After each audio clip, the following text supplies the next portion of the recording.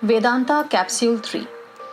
To acquire sadhana chatushraya sampatti, that is Viveka, Vairagya, Mumukshutvam and Shamadhi Shatka sampatti, that was talked about in the previous slide, Vedanta Capsule 2, we need to do certain sadhanas, and these are Karma Yoga and Upasana. Karma Yoga is not doing any work with any attitude. It is doing one's duty, what one is supposed to do at a given point of time, given one's role in society and one's stage of life, with the attitude of equanimity and sameness towards the results of one's actions. So you could call that attitude as prasada buddhi, accepting all that comes your way with gratitude and offering each act, whatever we do, to Bhagavan, to Ishvara, with Ishvara Arpana Buddhi, Ishwararpana Buddhi, offering each act with great prayerfulness and thankfulness to the higher power. We do Karma Yoga followed by Upasana, which is meditation or dhyana, on Saguna Brahma initially. That is, we focus our mind on a particular image of a higher power, a particular word or sound of the higher power, and slowly we move from focusing our minds on something that is small and limited to our body, mind, sense complex or within our own sphere of understanding to something much bigger like the Pancha Mahabhutas or Hiranyagarbha, and make that shift from focusing our energies and directing our energies to something that is more all-encompassing. By doing this kind of Upasana and Karma Yoga, we see that slowly we are able to manage our 6 enemies a lot better.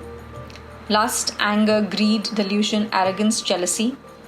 All these are negative traits within us, which form layers and layers of dust over the mirror of truth that is us. We need to constantly wipe it clean with Karma Yoga and Upasana or Dhyana practice. This is our sadhana, and as people call it nowadays, sadhana, dhyana practice, like chai tea.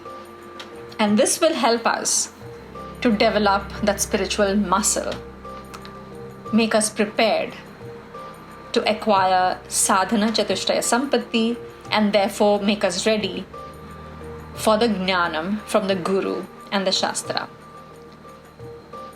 When we do this regularly, it also reduces our raga dveshas, our likes and dislikes, our preferences and prejudices.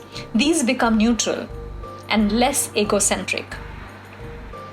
And then when we do this, we make a leap from merely wanting to be free to actually wanting to do something about it, which is making the big decision, the Purushartha Nishchaya of I want to know. So it's not merely I want to be free, which is what everybody in the world wants, freedom from a wanting of something or the other. But this person has now made a decision of wanting to know, how can I be free? And that's all it takes. But then what does it really take? Once we develop our sadhana chatushraya sampatti with our karma yoga and upasana, we need to find a guru who will tell us that there is no snake in the rope, in such a way that we understand it and internalize it, and our fear is gone. Dvaitad vaibhayam bhavati. There is fear when there is a second. So when the Guru tells us that ekameva advitiyam, there is nothing but this oneness, there is no rope, nor is there a snake, and there is nothing to fear. The Guru and the Shastra come together in a package deal. Because it's not possible for us to read this type of knowledge and to comprehend the truths that are unfolded by it by ourselves. It is our own ego, the egoic self, the small self, which identifies with the body, mind, and sense complex, that has till now prevented us from owning up to our grandness of Satchitananda. So how can we trust it? That when it reads a book, it is going to own up to its grandness and its beautiful, limitless self. It's impossible. And that is where the Guru and Shastra come in. We must spend time to remove our ignorance, the ignorance of our true nature, and the mistaken notion of our true nature by exposing ourselves consistently, regularly to the study of Shastra, the Upanishads, Vedanta, same things, which tell us that we are Satchidananda. Listening regularly for a length of time is Shravanam. Reflecting on these grand truths is Mananam, and assimilating it in such a manner that we no longer behave as directed by our small selves, our egos, is Nididhyasana. We start behaving in a manner that reflects our grandness, vastness, bigness, all-encompassingness. If we compare this with eating, eating is comparable to Shravanam, chewing is comparable to Mananam or reflection, and digesting and assimilating the nutrition of the food is comparable to Nididhyasana. By doing this on a regular basis, we remove all vagueness about our true nature, all doubts that we might have of who we are. Regarding the Jagat, regarding Bhagavan, our relationship with each, all these doubts and vagueness about our own identity is removed. Thus, we make this cognitive shift, which is all that is needed to recognize our divine nature. From the individual, we move to the total. From a human entity, we move to recognizing that we are a cosmic entity and beyond, as Brahman is not merely immanent but also transcendent. This whole idea is therefore to reduce our individuality, to negate it and to remove that mental man-made boundary and increase the totality in such a way that we discover the grandness of ourselves, which is limitlessness.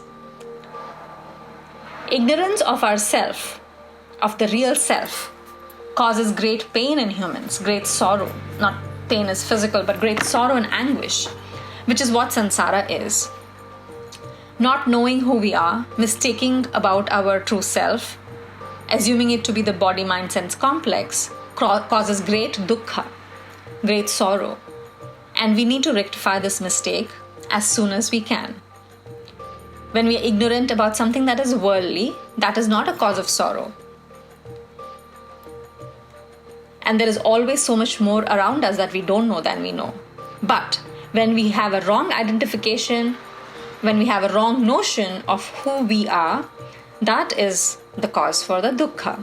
And that leads to all the problems that we have in our day-to-day lives, to the sorrow, to the fear, to the insecurity. This leads to bondage, of being bound. This is samsara, and the answer to samsara is Vedanta, which will free us and show us to be who we really are. Sat Chit Ananda.